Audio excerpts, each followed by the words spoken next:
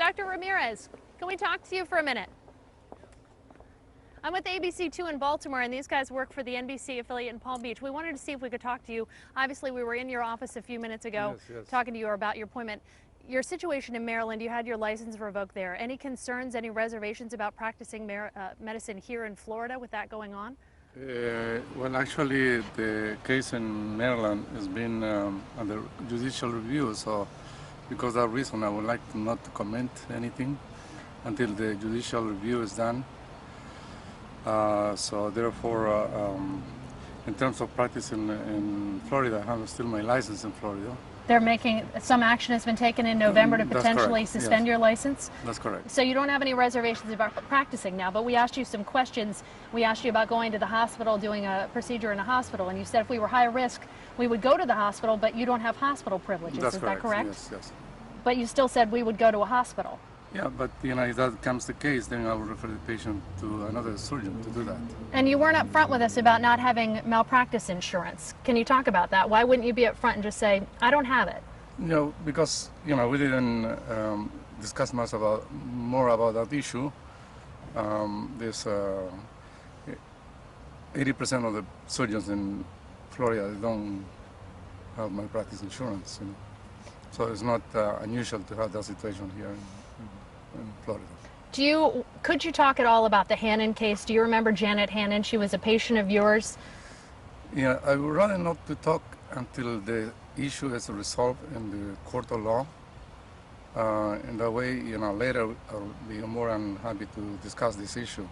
I would rather not to discuss until this is solved.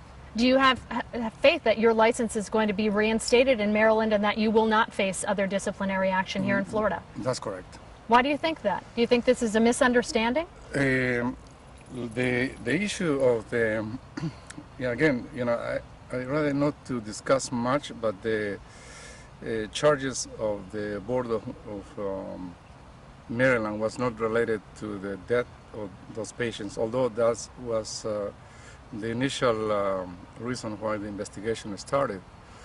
The patient died from cardiac arrhythmia? Cardiac arrhythmia 3 days after her surgery, so that was not related to the surgery I had performed, and this was already kind of clear by the administrative law judge. So the situation, there was no cause effect between the surgeries I have performed on those patients and the death of those patients. And the other patient has died from other medical issues, and so the only reason why they took my license in Maryland was because I performed long operations in so-called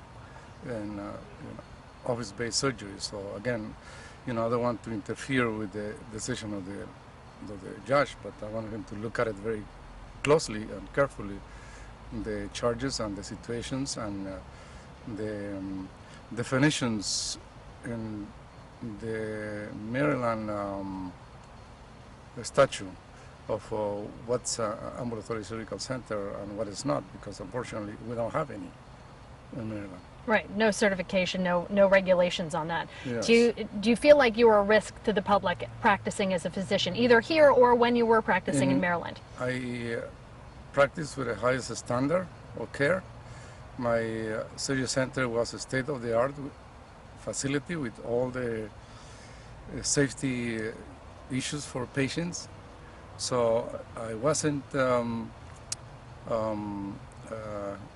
don't believe that was a risk. But you didn't have blood available in a quick time? You didn't have a relationship with a hospital? Okay. Let me tell you about the situation with the blood. And again, I'm going into that situation I would like not to discuss, but you're asking me the question. And I bet you for you to look at it, if any surgery center in Maryland has blood available. As far as I'm concerned, I was the only one who had even a agreement with the Red Cross to have blood whenever it's needed. Nobody else has it. And you didn't have a relationship with the hospital, though, which you're supposed to have. You had a sort of a word-of-mouth agreement with another physician, but you're supposed to have a written transfer agreement. You didn't have that either. That could potentially put the patients at risk. No, because the patient, if needed to be transferred, there was the venue to transfer the patient to the hospital. And so therefore, the patient will not deny the possibility to go to the hospital or be transferred to the hospital, because and as you know, verbal agreement in the court of law is as good as a written agreement, and so the patients had that option to be admitted to the hospital if needed to. So it's not like the patient was completely shut off the possibility to go to the hospital. And it took them a long time to discipline you, about 6 years. What do you have to say about that it took so long? Do you feel like that means they don't have a case against you? That's in part, and part is that these cases takes a long time.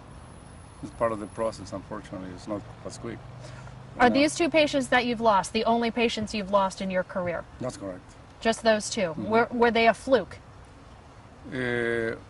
One patient died from medical condition, and the other patient died 3 days after her surgery when she was at home.